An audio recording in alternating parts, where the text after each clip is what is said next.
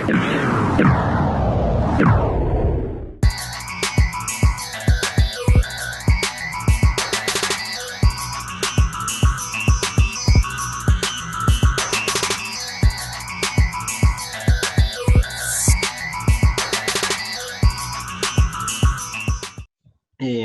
Bienvenidos una vez más a Desde Abajo, la otra posición para ver. Y en esta oportunidad queremos hacer una serie de reflexiones sobre el ente que nos presenta la coyuntura actual de la pandemia. Queremos reflexionar sobre los medios de comunicación. Como empresa han sido afectados, cómo está la agenda mediática y si eso ha incidido en los consumos de la población. ¿Qué pasa con el entretenimiento en tiempos de confinamiento? Para eso tenemos 12 invitados especiales. Tenemos al profesor Omar Rincón, periodista reconocido, nos ha colaborado con la Casa Editorial Desde Abajo con algunos de sus trabajos. Y tenemos al profesor Fabio López de la Roche, que pues ha versado sobre varios aspectos de la comunicación, en especial la historia de los noticieros, y con ambos queremos trabajar estos temas. A los dos les doy la bienvenida, muchas gracias por su tiempo y su disposición. Bueno, yo quisiera comenzar con que compartieran con nosotros sus principales reflexiones sobre el tratamiento mediático que se ha dado a esta pandemia de coronavirus. ¿Ustedes cómo perciben el ecosistema mediático? Pues básicamente va a ser una muy rápida. Yo creo que esto es una oportunidad de oro que han tenido los medios de comunicación en general y las tecnológicas para triunfar, ¿verdad? Los medios estaban desprestigiados y como nunca la gente está volviendo a los medios, volvió a los medios a informarse. O sea, hubo masivamente aumento de rating en todos los programas, en todos los canales. No hay ninguno que no haya aumentado en rating de canal de televisión. Las consultas en las páginas web de los diarios es espectacular. O sea, de alguna forma la gente quería información y fue a los medios y creo que tuvieron una oportunidad de oro. Pero al tiempo, los medios entraron en la peor crisis porque tienen más gente, los buscan más, pero no tienen pauta publicitaria, no hay forma de sostenibilidad para los negocios. Todo lo que son medios independientes pues están fracasando, están desapareciendo. No hay de dónde financiar absolutamente nada. Entonces, financieramente, pésimo, informativamente bueno. Y la tercera, rapidísima, es que la gente fue a los medios, los vio, se informó y se dio cuenta que los medios no saben informar. O sea, es triste. O sea, fueron y miraron y todos están metidos en casa informando lo mismo que pasa normalmente. ¿Qué dijo Duque? ¿Qué no dijo Duque? ¿Dónde está? O sea, no fueron capaces de mirar que hay una nueva agenda pública para conversar, ni que hay unos nuevos formatos. Siguen en lo mismo, no se dieron cuenta. Entonces yo creo que la gente fue y los miró y ahora la gente va a desaparecer de ahí y no saben qué van a hacer.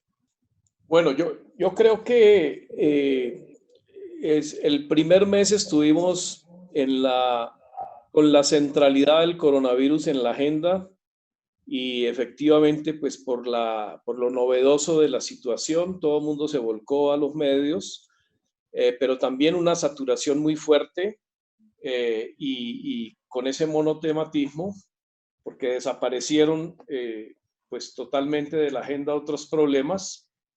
Hasta hace unos 15 días que empezamos ya con otros temas por el escándalo, con las interceptaciones ilegales de los militares. Los expertos han dicho que siempre en estas coyunturas de amenaza, pues obviamente la tendencia es a la unidad de la nación y a evitar las disensiones internas y las fracturas. Y eso se expresó aquí, pero es imposible también que no empezaran a salir problemas, como lo evidenció pues el escándalo no solamente por las interceptaciones militares, sino por lo de Finagro y los créditos, que desde mi perspectiva es como una repetición de agroingreso seguro. Entonces, como que ciertas características de los gobernantes de todas maneras empiezan a salir de nuevo y fue saludable que saliéramos de ese monotematismo.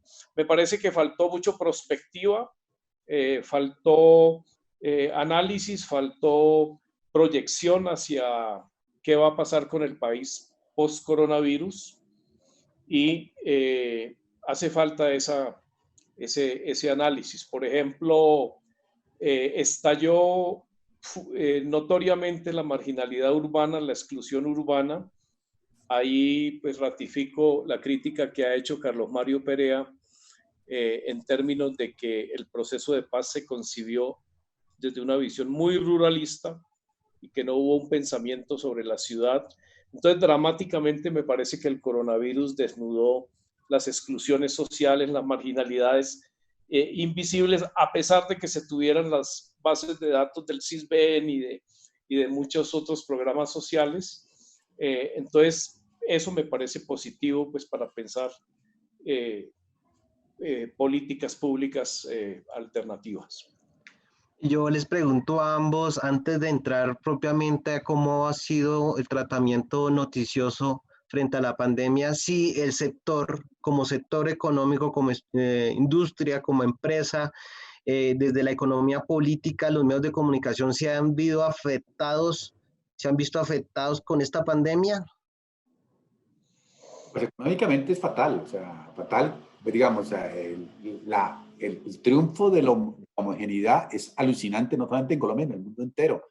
Esto solamente lo van a aguantar en Colombia el tiempo, Caracol, RCN y chao, o sea, lo que era el resurgimiento de un periodismo independiente, libre, disidente, está en entredicho porque técnicamente, pues, el financiamiento de la comunicación se desaparece. En Colombia, por ejemplo, es de los pocos países en América Latina y en el mundo mundial que el gobierno no ha creado un fondo para auspicio de un periodismo libre e independiente. O sea, ni siquiera con los medios regionales. Los medios regionales le están pidiendo al gobierno que por favor haga algo y Hassan lo está usando como pura manera de premio castigo. O sea, el gobierno ha invertido más pauta publicitaria que en la historia, pero solamente para pagar favores, y llaman a las radios comunitarias, medios comunitarios un día para decirles que les van a dar 500.000 pesos, o sea, para los pobres pobreza y para los ricos riqueza y chao. O sea, creo que de lo nefasto es que el Estado colombiano con respecto a libertad de expresión dice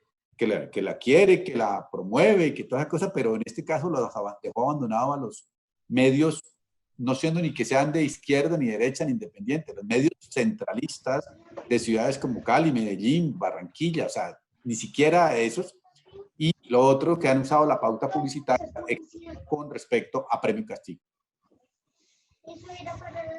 Bueno, y de por medio también la crisis de semana, pues que venía de atrás, que no se la podemos adjudicar al coronavirus, pero de ir imponiendo un pensamiento más hacia, yo diría, hacia el centro derecha y más tendencialmente hacia la derecha. Y pues grave también porque es la única publicación impresa nacional, y la salida de estos periodistas estrella y la promoción de un proyecto muy de likes, muy de popularidad, yo diría sin cartas de presentación sólidas, creo que erosiona esa propuesta periodística. Un sector de los lectores se va para El Espectador, para que tiene su proyecto 2020 de apoyo a la paz y a las instituciones del sistema integral de la transición, y eso está bien, pero de todas maneras sí estamos perdiendo un gran proyecto. Ojalá esto sirva pues para relanzar en el contexto de salida del coronavirus otras publicaciones, pero como lo dice Omar, pues es que todas en este momento están afectadas por el declive de la financiación. A mí me llama la atención la tesis de Omar de esa ida y vuelta de las audiencias a los medios convencionales.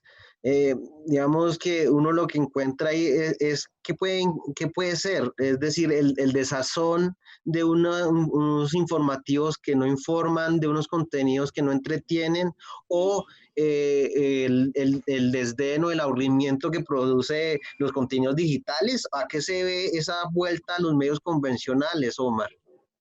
Pues básicamente es súper simple. Las redes digitales tienen mucha información de calidad y no calidad, pero la falta de curaduría no existe. Entonces, cuando estamos en una cosa como estas, donde técnicamente, Fabio lo dijo al comienzo, uno, yo por más que critique a Duque, yo quiero que tome las mejores decisiones para que esta cosa salga bien. Entonces uno, ante tal grado de despelote, pues uno va a los medios para que dice, si lo dijo ya Caracol y RCN, suponemos que el periodista es una mínima curaduría para que eso tenga sentido. Entonces, eso fue lo que aprovechó Duque también para lanzar su programa y decir que cada noche tenía que decir cosas nuevas. Entonces, la estrategia de Duque fue súper efectiva en eso, de tener un programa de televisión que no veía nadie, porque además todo el mundo dice que, los analistas dicen que qué gran programa de televisión, el rating no llegaba ni a 3 puntos, o sea, después el noticiero subía a 12 puntos, lo quiere decir 9 puntos subía el noticiero, pero centralistamente le funcionaba porque ponía el noticiero Caracol y RCN hacían el resumen de lo que dijo el presidente durante una hora diletante. Entonces, lo que pasó fue que también hubo una mala dirección de información desde presidencia, también uno puede echar la culpa a los medios, pero si el que tiene que estar a cargo de eso, que estamos todos a favor de que esté a cargo y que haga eso, que tome las soluciones adecuadas, cada día cambia de idea y cada día saca un decreto que reforma el decreto de ayer y el decreto que va a venir mañana. La confusión es absoluta y eso confunde y reinará. Entonces los periodistas también informaban confusamente y entonces resulta que todo el tiempo lo que teníamos era confusión. Inclusive hoy estamos confusos.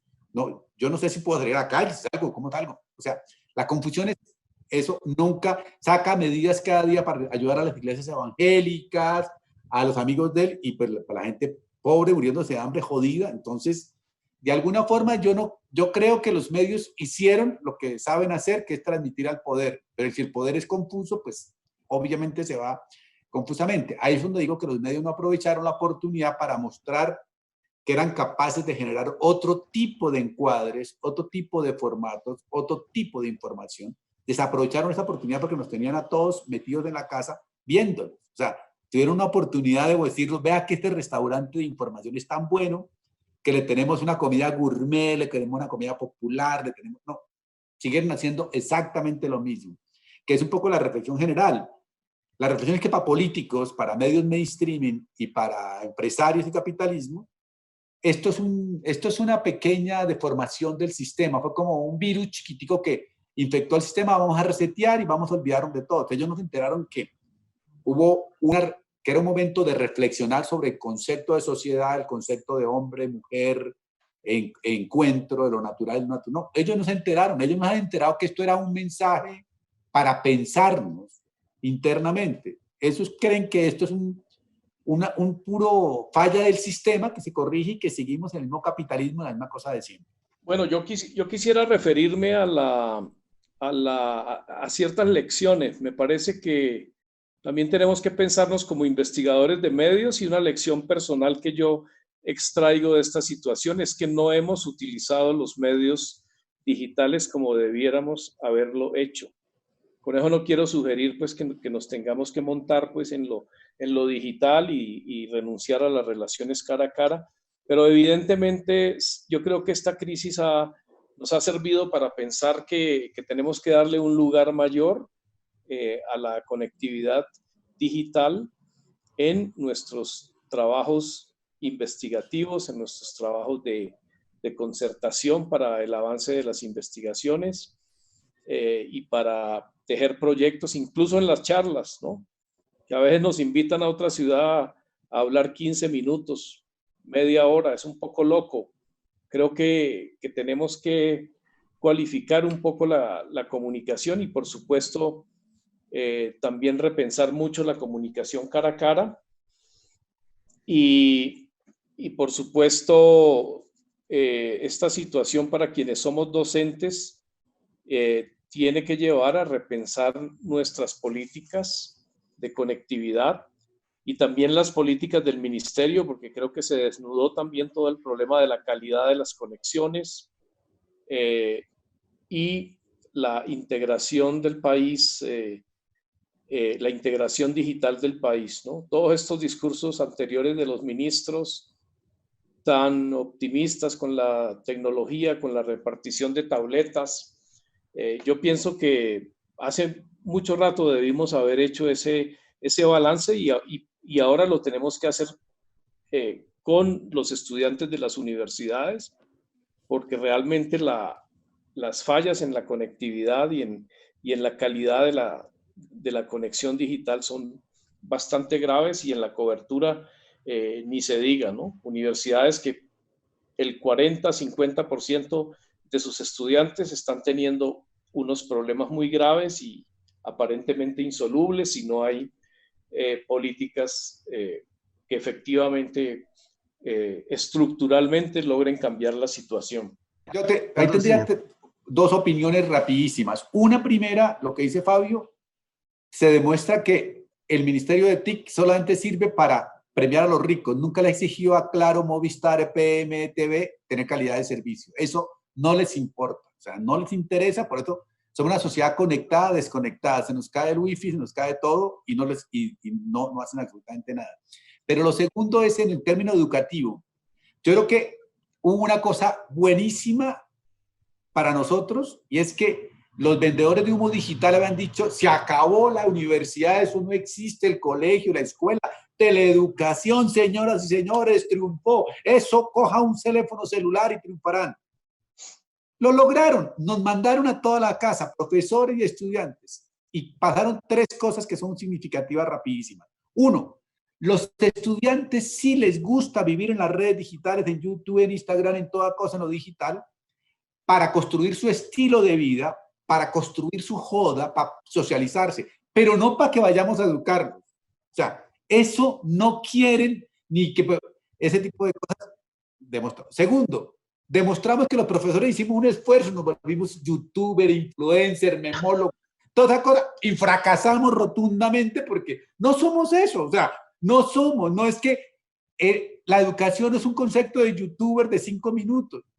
Y tercero, que triunfó lo que siempre ha sido clásico, o sea, triunfó que la gente sí quiere ir a la universidad, quiere ir al colegio, quiere ir a la escuela, porque la educación es un acto de socialización, de rituales de vida, de sexo, de amistad, de drogas, de borrachera, de encuentro, de todo ese tipo de cosas. En eso están de acuerdo papás, mamás, profesores, estudiantes, Ministerio de Educación. O sea, esto sí servíamos para algo. ¡Ay! El humo digital murió. Es la misma hipótesis que tenían de cuando la televisión, pongamos buenos profesores a dar clases de teleeducación, se acaba la educación. Entonces, se recupera que la educación es un elemento de eso. Y es lo que dice Fabio, el papel nosotros de docentes tenemos que asumirlo. Nosotros ya desaparecimos como instructores y mediadores con autoridad cognitiva. Nosotros lo que tenemos que entrar es en experiencias de diálogo intercultural con los estudiantes, donde no tenemos que enseñarles citas, a citar normas APA, a citar autores, a citar conceptos, sino a comprender qué es lo que hace la ciencia política, qué es lo que hacen nuestras disciplinas, cómo se construyen los conceptos, para qué nos sirven en la vida cotidiana, cómo nos toca cambiar el papel a ser realmente dialogantes culturales, y eso es distinto, y creo que eso lo aprendimos y está bien. A mí me parece que está súper bien para eso. Y claro, obviamente lo que dice Fabio, que es que fue chistoso. Todas las universidades creen que ser innovador es comprar tecnología, y se demostró que no soluciona nada. Pueden tener la máxima tecnología, pero eso no soluciona absolutamente nada. No es armar edificios con computadores. No es eso. Es pensar la educación como un proceso político y cultural de una sociedad. Es muy interesante lo que planteas, bueno, lo que ambos plantean frente a los procesos de educación mediatizados o por interfase o mediados por una interfase. Sobre todo recuerdo mucho una tesis tuya, Omar, de que la televisión no ha sido diseñada o no está diseñada para procesos de aprendizaje y de enseñanza. Se replica un poco también en estas perspectivas virtuales. Pero quisiera pasar ya como centrarnos a cómo ha sido, cómo ustedes han percibido que ha sido el tratamiento mediático de la pandemia. ¿Cómo ha sido esa tensión con la inmediatez de la información, con los hechos noticiosos, con esas ansias de poder entretener, la ficción también o el melodrama en el noticiero? ¿Ustedes cómo han percibido la pandemia como hecho noticioso y cómo ha sido tratado por los distintos medios? Bueno, pues obviamente que varía en los distintos medios. En la prensa escrita hay reflexiones de fondo, eh, pues de científicos, de biólogos, de genetistas, eh, de políticos como Michelle Bachelet el último fin de semana. Mm, eh, en televisión me parece que igual pues los medios tuvieron que hacer un esfuerzo por enterarse de qué era esto y hay que reconocerles también que nos ayudaron a comprender pues las cosas mínimas, ¿no?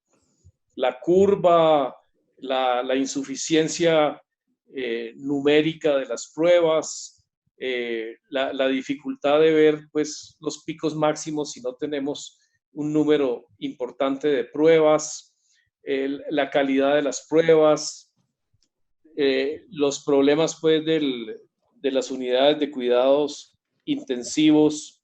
De alguna manera se desnudó pues el tema de la precariedad del sistema público de salud. Bueno, pero ya llegó un momento en que ya esas cosas básicas las comprendíamos y bueno, aparecieron también las visiones conspirativas, ¿no?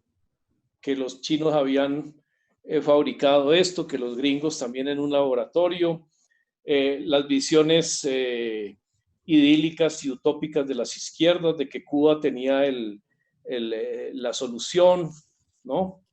Y que era el único país solidario que ejercía la solidaridad a nivel internacional. Entonces, como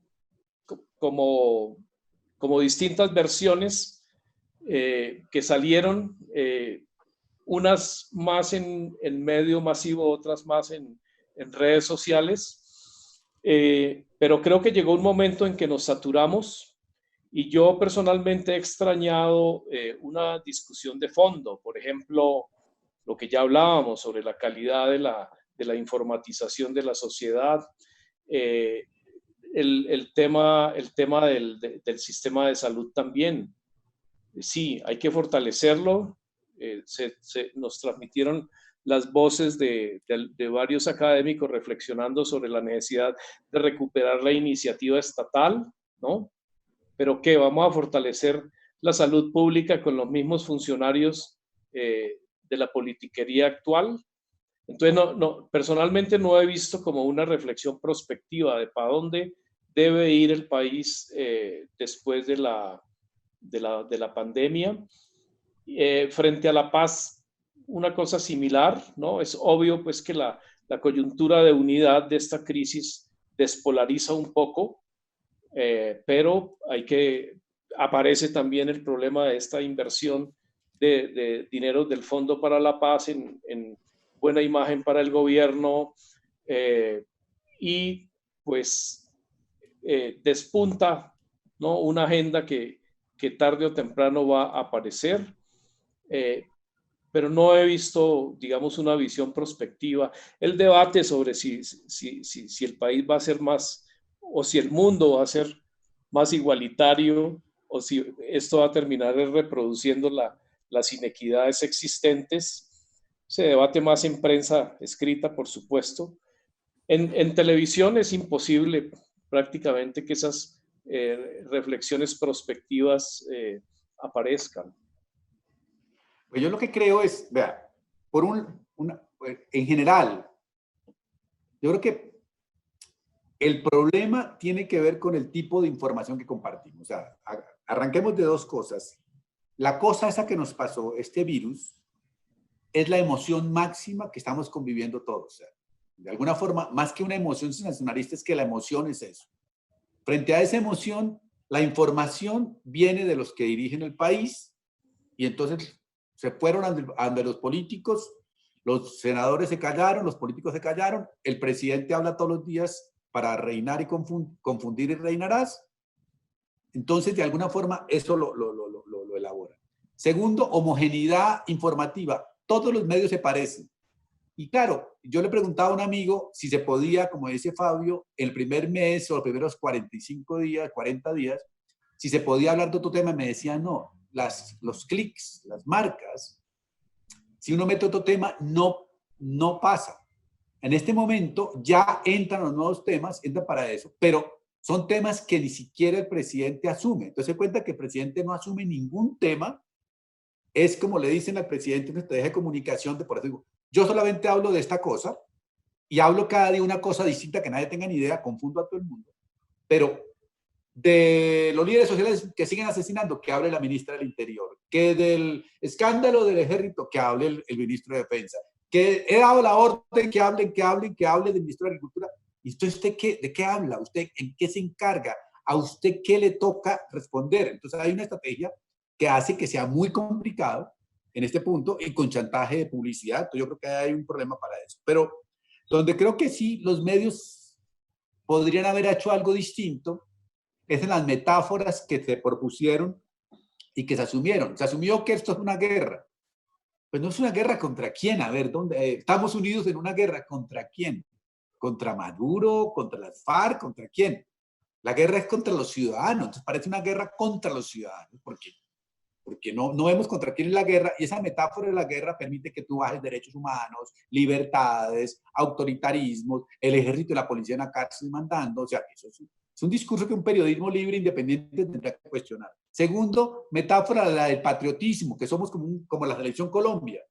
Y entonces nos ponemos la camiseta de selección Colombia, vamos a meterle el gol, como narró William con caché, a la cosa esta, a los chinos. O sea, esto es ridículo. Yo decía molestando que Duque es como James, solamente gana en el mundo virtual, porque en lo físico no lo ponen ni a jugar. O sea, es como todos detrás de James, y James no ha vuelto a jugar fútbol, y ya hacen un campeonato virtual y queda de mejor jugador del campeonato virtual. Lo mismo le está pasando a Duque, un tipo que no sabe jugar, que no entra a la cancha de la política y que juega virtualmente y cree que es una maravilla. Entonces, ese patriotismo, pues, nos ponemos la camiseta, pero es como ridículo. La tercera metáfora, la del otro, que fueron los chinos, que no, que vino de España, que son los venezolanos, que no, que son los médicos. No, ahora es el pobre ciudadano que sale a la calle, es un tarado mental porque sale a la calle, porque está muriéndose de hambre, ¿cómo se le ocurre salir a la calle a infectarnos? O sea, el miedo al otro, que ese tipo de cosas. Y la última metáfora, que creo que es la que explica todo esto, la mejor metáfora para explicar todo lo que hemos vivido hasta ahora, se llama lavarse las manos. Todo el mundo se ha lavado las manos. Se lavan las manos los políticos, el presidente, los rectores, todo. Esto es buenísimo, la lavada de las manos. Oigan, deberían de no lavarse tanto las manos y asumir que tienen algún grado de responsabilidad. No, yo he intentado todo y yo he sacado todas las medidas, aquí tengo el líquido, pero que los alcaldes hagan eso lo que puedan, porque es que yo soy el presidente, pero que los alcaldes hagan, porque yo me lavo las manos, porque yo ya decidí, pero que decidí que los alcaldes decidan. ¿Ves? O sea, es una cosa de eso. Puede ser bueno o malo, no estoy diciendo que sea de pronto eso, pero creo que ahí marca el nivel informativo. Entonces yo creo que de ahí, no es que ahí sí yo creo que quiero defender un poquitico a los medios en cuanto a la agenda, pero en cuanto manera de enfrentar los frames, los encuadres y los formatos, sí podrían haber hecho un poco más.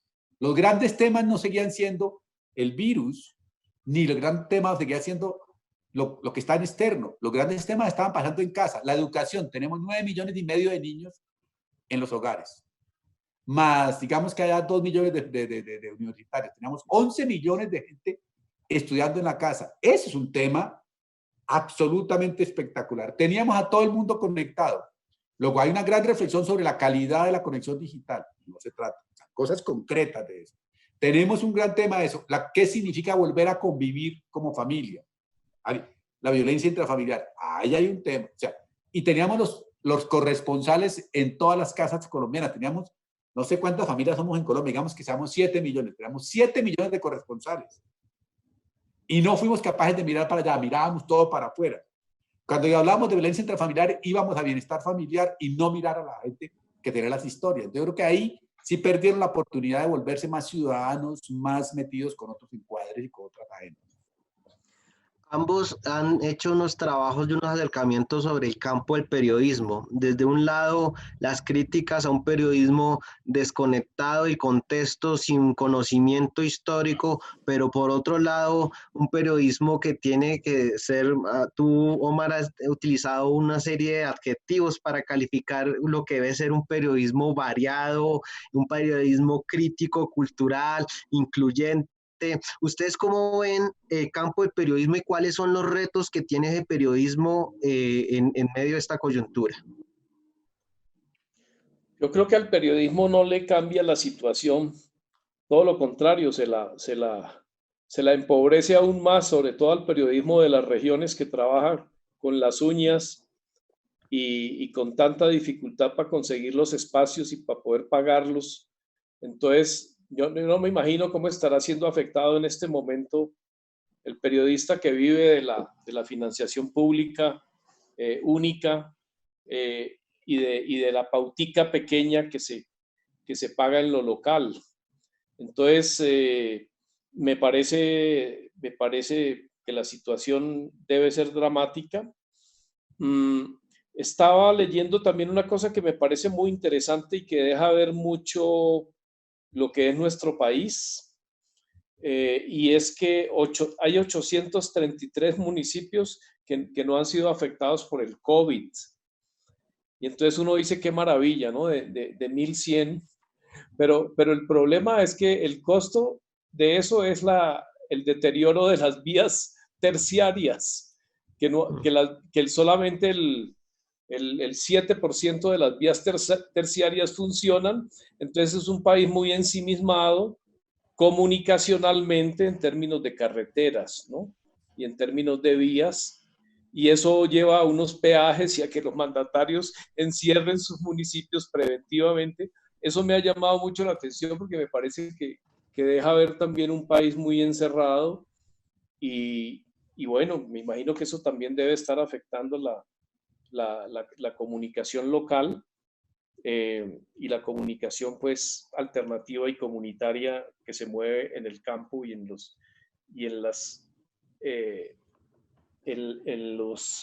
áreas suburbanas. Yo lo que veo es, primero, a nivel económico, no va a pasar solamente en el periodismo, sino va a pasar en muchas cosas. Van a sobrevivir los fuertes, los que tienen base económica fuerte. O sea, los medios pequeños, independientes, van a tenerla muy complicada, porque ya están volviendo alternativa, pero en este momento, pues nosotros no podemos seguir subsidiando. Yo estoy subsidiando 5 medios con algo de plata que pongo. Los suscriptores no tenemos, el desempleo a eso, los fondos internacionales van para otro lado, hay necesidades mucho más urgentes, supuestamente según los financiadores. La pauta publicitaria la maneja Hassan como se le da la gana. Entonces, yo creo que va a tener un problema. Segundo, los medios, el periodismo independiente desaparece casi totalmente porque pues es un periodismo que requiere otra manera de pensar al uninomismo y lo que hablaba al comienzo Fabio. Yo creo que Semana tomó una opción por el periodismo click, que es hacer plata con el periodismo y cuando no hago plata con el periodismo, lo hago con el gobierno, o sea, hablando a favor del gobierno, Fox News, o sea, lo que no me llega por pauta del gobierno, me llega por clics.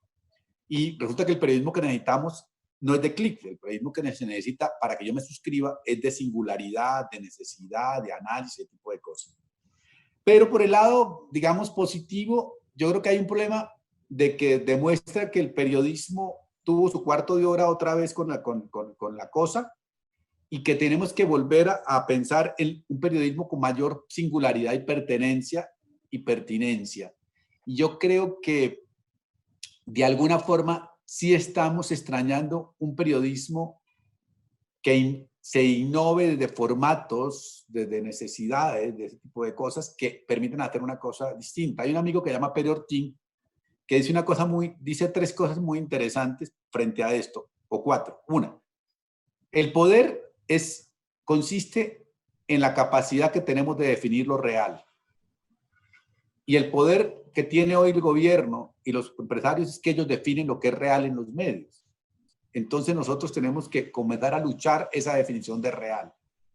Al definir la definición de real, tenemos que reinventar la noción de actualidad. ¿Qué es la actualidad? La actualidad es la que pone Duque, que es el que habla todos los días a las 6 de la tarde, el fiscal, o la actualidad es lo que a la gente le duele en sus cuerpos y en sus vidas y en su sociedad. Y eso acercaría más a los medios. O sea, un nuevo concepto de actualidad que es más conectado con la ciudadanía y más desconectado de la política de siempre. Tercero, el concepto de información. ¿Qué es información útil y necesaria para vivir? No, yo con la información que me da la radio, la televisión y los medios desde la presidencia no me permite vivir la vida. Hay otro tipo de información que nos llegó por las redes digitales, la de los restaurantes, la de los ejercicios. La información que me permitía vivir mi vida diaria no llegó oficialmente por ningún medio de comunicación, sino llegó por la red. Entonces hay que hacer un concepto de información nuevo. Y por último, recuperar una cosa que el periodismo tenía clásicamente, que era la belleza. O sea, hagamos cosas con belleza en todos los gustos, no belleza Miami ni Nueva York, belleza popular, belleza donde te pongan, pero los medios nuestros son muy feos. O sea, están preocupados de que grabamos con la última tecnología digital 4D, pero son feos. O sea, no estamos contando historias que eso, por eso el gran ganador en esto fueron las plataformas, porque hay un poco más de belleza, hacen mejor opinión pública. Si yo quiero entender de qué va el mundo, tengo que ir a ver la serie de Amazon, Netflix y ese tipo de cosas, porque así hay belleza. Y las agendas de las series de ficción hablan de las problemáticas humanas que me competen a mí. Entonces, casi que para entender de qué está pasando en la realidad y de qué es lo que me convoca, tengo que ir a la ficción y no a la realidad. Un elemento que ya como para ir cerrando esta sesión, que siempre es complejo, son las audiencias. ¿Qué comportamientos, qué mediaciones, cómo se expresan? ¿Ustedes cómo creen que va a pasar con las audiencias? ¿Definitivamente va a ser el declive de los medios convencionales, la ida a las plataformas, la suscripción a estas plataformas de entretenimiento, la búsqueda de opinión en redes sociales? ¿Las audiencias para dónde van a coger? Bueno, pues seguramente, bueno, pues obviamente la afiliación a Netflix se disparó y bueno, allí encontramos cosas buenas, divertidas, para pasar el tiempo libre que nos quede después del teletrabajo, los que estamos teletrabajando.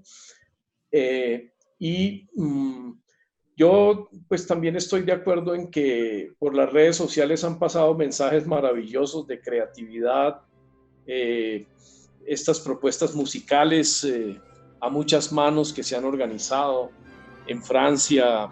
En estos días vimos una de estudiantes de música del Valle de Buga, ¿no?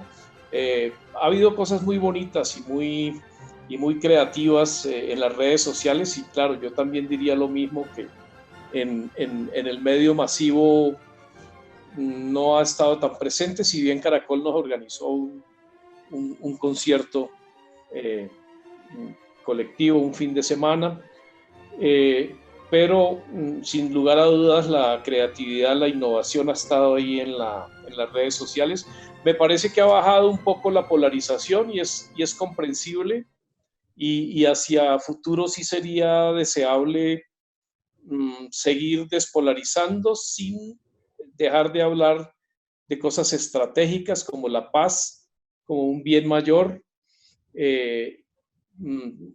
los asesinatos de los líderes sociales, los asesinatos de los excombatientes de las FARC, que ya vamos para 200, y ya hoy ha circulado en esto de ayer a hoy unos comentarios de desmovilizadas, pues preocupadas y diciendo ya esto va para una unión patriótica. Entonces hay ciertas cosas donde la inercia continúa y donde hay que también poner una voz fuerte, pues porque estamos repitiendo la historia, también esa sensación de que este país es cíclico y que vamos para el ciclo de la violencia, una violencia además insoluble en la larga duración. Entonces, creo que hay que recuperar esas preocupaciones de fondo creo que este país tiene que recuperar una senda de de política pública con algún norte, ¿no? Frente al manejo de lo público, frente a comunicaciones, frente a pobreza urbana, frente al valor de la vida, porque una lección muy fuerte es que todo este encierro es para cuidar la vida. Y qué ironía, pues, que la vida de los líderes sociales ahí no le importe nada a la ministra del Interior ni a nuestros gobernantes. Yo lo que creo es, vea, pasaron dos cosas. Las redes digitales me parecen mucho más interesantes que lo que pasó en los medios, porque los medios asumieron ese tono que me molesta la información, todo el tiempo era solemne. El presidente dijo que la cuarentena va hasta tal día. Se tomaron... A ver, papito, la vida es mucho más ambigua que esa solemnidad, el presentador con cara de acontecimiento. En cambio, las redes tenían una virtud que tenían todos los tonos. O sea, en las redes la gente es divertida, también se burla del virus, también se burla del presidente, también juega a diversidad de tonos. Y yo creo que los medios de comunicación deberían aprender, y el periodismo debería aprender eso, que todas las audiencias buscan no un unitono, no quieren todo el tiempo la solemnidad ni la seriedad. Y esto va para los medios de izquierda y de derecha, o sea, que todo el tiempo se toman en serio. O sea, la diversidad de tonos y estéticas es clave y la gente la agradece. Por ejemplo, yo hablo de un periodismo DJ, donde la gente pueda en ciertas cosas joder, en ciertas pensar, en ciertas reacciones. Primera cosa. Segundo, ¿para dónde van las audiencias? Pues lo que sucede siempre que pasa una crisis de esta es que nos volvemos conservadores. Eso lo dijo Martín Caparrós. O sea, todos estamos añorando los privilegios que teníamos de atrás.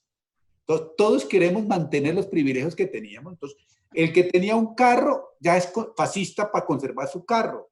El que tenía un empleo es fascista para conservar su empleo. O sea, creo que el capitalismo para todos, o el capitalismo para mí, así casi al tiro voy a decir, capitalismo para yo capitalismo, es lo que se impone. O sea, hay un conservadurismo. Y eso pasó también antes de esto en Argentina, en Ecuador, en Brasil. Cuando mucha gente accedió a la clase media, después de que estuvo en la clase media, o los latinos en Estados Unidos, se vuelven conservadores y no quieren que nadie más entre ahí. Entonces estamos de un conservadurismo que yo creo que es aterrante, pero también por otro lado es súper obvio.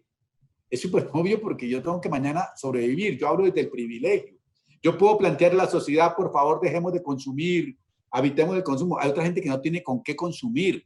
O sea, yo puedo, desconectemos del celular. Yo estoy conectado, otra gente no se puede conectar. Entonces yo creo que hay una cosa de que los líderes políticos van por un lado que no han escuchado nada. Siguen ellos en el ajuste con lo que viene de atrás. Los intelectuales siguen hablando para su gueto ilustrado, maravilloso, diciendo que el capitalismo fracasó, que vamos a desconectarnos, que oímos la naturaleza, pero hablamos en el gueto que ni se entera ni Duque, ni nadie se entera de eso, ni la sociedad. Y por otro lado está el ciudadano abandonado a su suerte de sobreviva como pueda, y él no va a ser tan consciente de que esto le representa un nuevo modelo de vida porque no tiene cómo crear un nuevo modelo de vida. El otro día escuchaba a alguien decir que debemos abrazar nuestra vulnerabilidad. Sí, yo lo puedo abrazar, veo un apartamento solo, conectado digitalmente. Una persona que está con 4 hijos, con su mujer y son una familia entera, desempleada, abraza tu vulnerabilidad. A ver, o sea, también estamos siendo muy cínicos en los discursos intelectuales frente a este tipo de cosas. Finalmente, ¿cuáles serían las recomendaciones? Omar dice unas apuntaladas, pero ¿cuáles serían las recomendaciones para una comunicación alternativa, para experiencias de comunicación alternativa, que vemos que viene un embate muy fuerte, pero ¿por dónde tendríamos que ir? ¿Qué caminos, qué rutas tendríamos que explorar para reinventarnos? Yo creo que todo mundo tiene que reinventarse, ¿no? Omar recordaba este discurso del capitalismo fracasó. Pues es lo único que hay en este momento en el mundo, no hay modelos ¿Qué más alternativos. podemos hacer? O sea. Entonces, no, fracasó el capitalismo, pues entonces no hay nada que hacer. El capitalismo no tiene cómo reformarse. Creo también mucho lugar común en las izquierdas, por ejemplo. Yo ya lo mencionaba, que Cuba es el único país solidario, sí, yo creo que Cuba tiene el remedio, pues que ya lo descubrió, pues si eso fuera cierto, ya estarían llenos de plata vendiéndole al mundo la vacuna. Entonces, pongo esos ejemplos es un poco porque tenemos que salir de ciertos lugares de confort en términos intelectuales. Tenemos que repensar nuestros modelos y nuestras utopías porque esas utopías muchas veces no nos dejan pensar las realidades, y de otro lado pues también un cinismo muy grande del sistema neoliberal, ¿no? Del sistema bancario, ¿no? Eso de Finagro es una vergüenza, ¿no? Tan es así que tuvieron que devolver los créditos porque eso evocaba agroingreso seguro. Lo mismo tuvieron que devolver la clase dirigente costeña, la reinita favorecida. Entonces, toda esta mezquindad con los créditos para los sectores pequeños y medianos, el encarecimiento de las transacciones, ¿no? Mucho cinismo del sector bancario también, y yo sí creo que tenemos que reformar el capitalismo. Y mi propuesta, por ejemplo, frente a estoy de acuerdo en crear un sistema de salud sólido, público, pero no con el funcionariado clientelista que hoy día está siendo contratado por obra y gracia de nuestros políticos. Tenemos que poner unas reglas del juego para cualquier intento de fortalecimiento del Estado. Entonces, pensemos eso, pero pensemos eso más allá de los esquemas de derecha y de izquierda, en los cuales veo mucho de inercia, porque así es la cultura, desafortunadamente, ella es muy inercial. Y en ese sentido, yo quisiera ver unos medios capaces de instalar nuevos debates, ¿no? Temas que no están entrando al debate público, ¿no? Eso, por ejemplo, ¿cómo vamos a fortalecer lo público? Pero ¿cómo? ¿Cómo? Porque yo nunca había visto un deterioro tan berraco del espíritu de lo público en la administración pública como hoy, ¿no? Yo creo que en soluciones globales, yo creo que hay una cosa que quedó demostrada en Colombia y en el mundo entero, y es que todo lo que decían que no servía, ahora sirve. El Estado sirvió. O sea, es como, el Estado colombiano es grandísimo, el Estado colombiano es muy chiquitico comparado con el Estado mexicano, brasileño, argentino. Y todos, el Estado no sirve, hay que achicarlo. El presidente Duque diciendo, hay que achicar el Estado. Ahora hasta los fondos de pensiones, el Estado tiene que salvar a los fondos de pensión privados, a los bancos, a Avianca, a todo el mundo. O sea, el Estado sí sirve. O sea, el Estado sí sirve porque el Estado es lo único que es de todos y que nos puede salvar. Lástima que solamente salva a los privados, pero sí creo que lo que tendría que venir es más Estado. Evidentemente, esto lo demuestra, que requerimos más Estado. Lo otro que plausiblemente sería ideal es menos consumo. O sea, nos dimos cuenta que podemos consumir mucho menos. O sea, ¿para qué tanto viaje si podemos hacerlo por Zoom? ¿Para qué consumir 8 relojes si voy a usar uno? ¿Para qué 80 chaquetas si me pongo la misma todos los días? ¿Para qué 80 celulares? O sea, podemos reducir el consumo, pero ahí entramos en una disyuntiva capitalista. Si reducimos el consumo, no hay entrada de ingreso al consumo, al capitalismo, luego se quiebra todo el sistema. Entonces dicen, ahora nos van a pedir que por favor consumamos de aquí para desesperadas. Es una contradicción. Más feminismo. Yo creo que el feminismo sí es una alternativa real que ha planteado que hay que pensar una sociedad más en respecto a la ética del cuidado, del vínculo, de los afectos. Y eso creo que sí es la solución a este problema. Es un capitalismo con mucho feminismo porque es una moral no de la competencia y del lucro, sino del cuidado. Y creo que ahí hay una cosa interesante. Más escucha los saberes ancestrales, que pues por algo esa gente ha mantenido su ecosistema adecuadamente, deben tener alguna sabiduría que debemos escuchar.